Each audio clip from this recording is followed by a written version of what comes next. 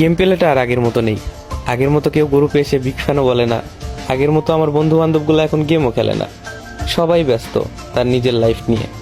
অথচ আমি এখন এই গেমটাকে ছাড়তে পারলাম না, কারণ এই গেমের সাথে জড়িয়ে আছে আমার 6 বছরের ভালোবাসা, কত আরো আবেগ। কতই না খেলেছি এই গেমটা। সেই একটা দিন ছিল 2022 লকডাউন এরিয়া।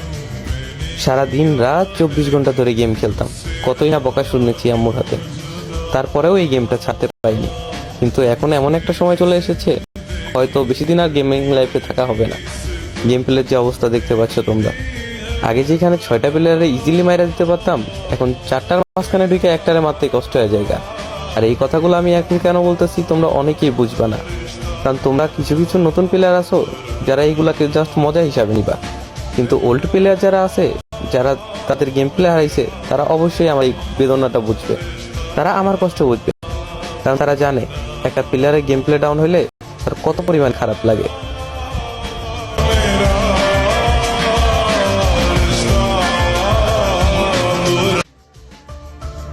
গেম প্লেটা আর আগের মতো নেই।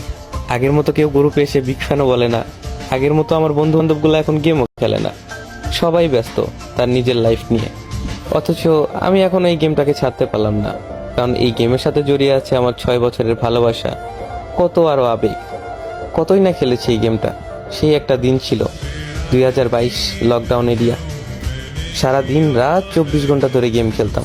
কতই না বকা শুনেছি আম্মুর হাতে, তারপরেও এই গেমটা ছাড়তে পারিনি। কিন্তু এখন এমন একটা সময় চলে এসেছে, হয়তো বেশি দিন আর গেমিং লাইফে থাকা হবে না।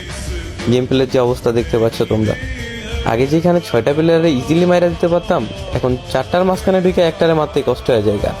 আর এই কথাগুলো আমি এখন কেন বলতেছি তোমরা অনেকেই বুঝবা না, কারণ তোমরা কিছু কিছু নতুন প্লেয়ার আছো যারা এইগুলাকে জাস্ট মজা হিসাবে নিবা। কিন্তু ওল্ড প্লেয়ার যারা আছে, যারা তাদের গেম প্লে হারাইছে, তারা অবশ্যই আমার এই বেদনা